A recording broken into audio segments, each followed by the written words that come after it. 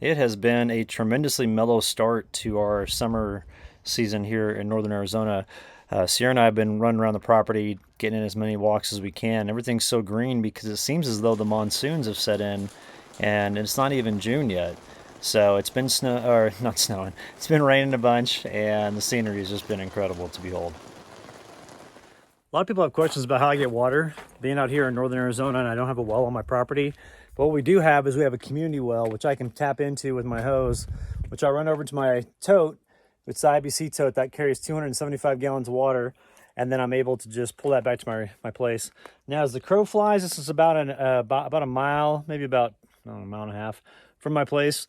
But to get here, the Forest Service roads are windy, and it takes about, I don't know, 15, 20 minutes, I guess, maybe 30, 10 if you drive real fast. But I like to kind of drive slow. The scenery is awesome, and it's really cool. So anyway, what we do is we have a code that we use to get into the little push button here, and then simply a push button well to where you just push the button, water starts jamming, and you hit the red button when you're ready to turn it off. So it's real simple.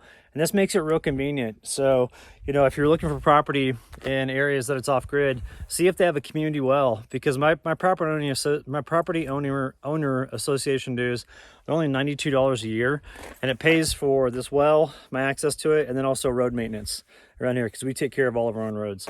And so really, really like this. It's a very convenient feature. I don't have to run to town to get it to water. There's a well in town, but it's like a 30-minute drive each way on the highway.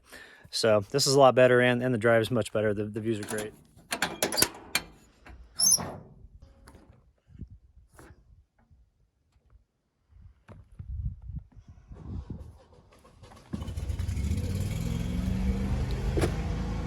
I'll start cranking here pretty fast. There it goes. That thing cranks. It's amazing how much water comes out of here. It's so fast. It's filling it up. Just really going there.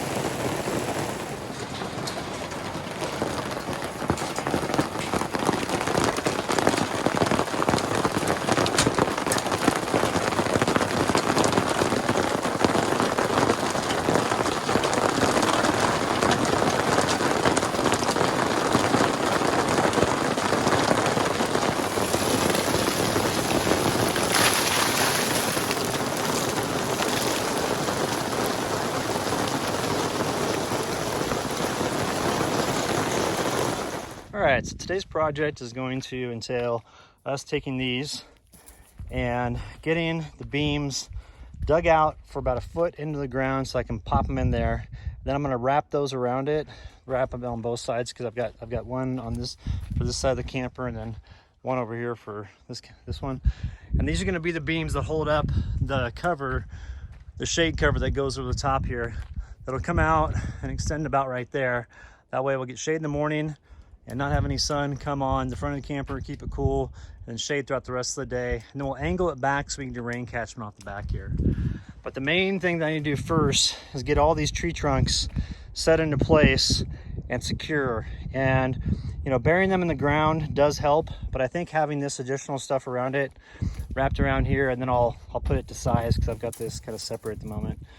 And then stack some big rocks in there and just keep stacking them up and stacking them up and stacking them up with the the beam, you know, right in the middle there. That'll really help create a good base, and then it'll also give me an opportunity to have something to hop up on if I need to, you know, stand on something and then work on the roof. I could do that without a ladder, which would be kind of nice.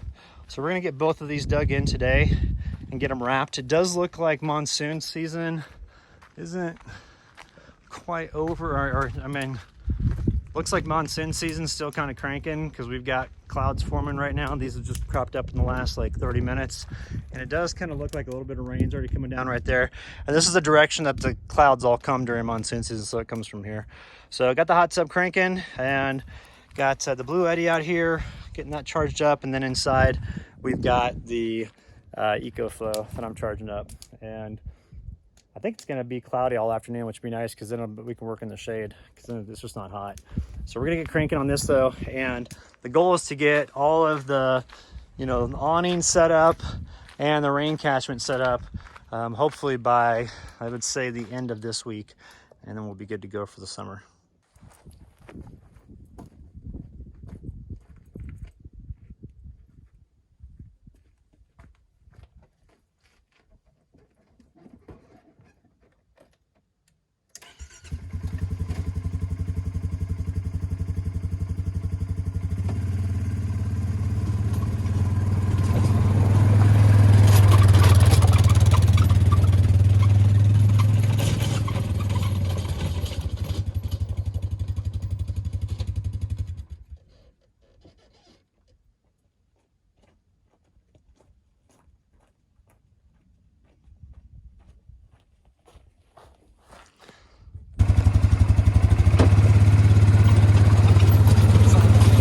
With me?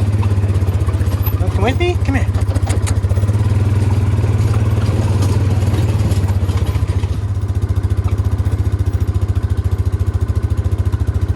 Good girl, Stinker. You're looking good, sweetie.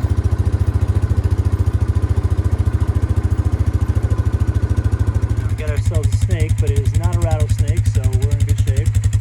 Tail, obviously, the head is not the diamond shape, nor is there the rattle on the tail, so that kind of looks like a typical like gardener snake, maybe even a bull snake. I'll have to check it out when I get back. On the side of the road here, I've got all these big rocks, and this is where I'm going to harvest them to take up to the camper and build the little circular thing around the beams that are going in here.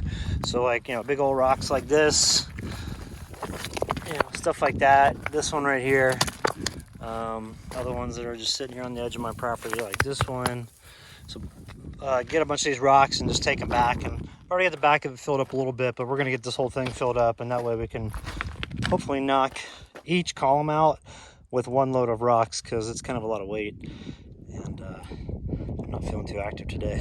I think that'll do. So let's head back. We'll see how much this covers.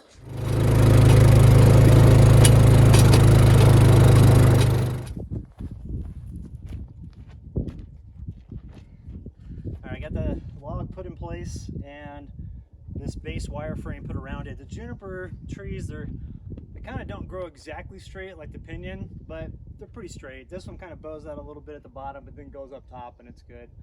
And then I only need about 9 feet of clearance to get over the back side of the camper here.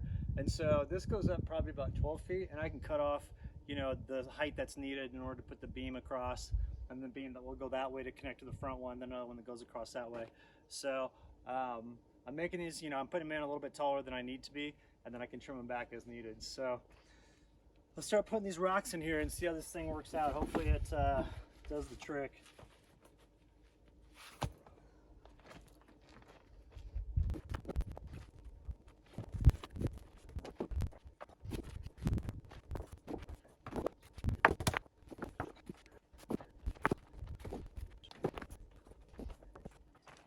I did want to point out something to where I'm using the larger rocks on the outside, but if you look, I've got smaller rocks that I'm packing in around the tree, and doing it like over here and stuff too, and I'll do it down in there. That way it gets a real tight base around the bottom, and those big rocks on the outside can hold the smaller rocks on the inside and really pack them in there. So I've got a mixture of larger and then smaller rocks that I can put down in here, and it's looking like I'm probably going to need to do 2 loads to get at least one of these filled, which is kind of a bummer. This is pretty labor intensive, but I think it's gonna look cool.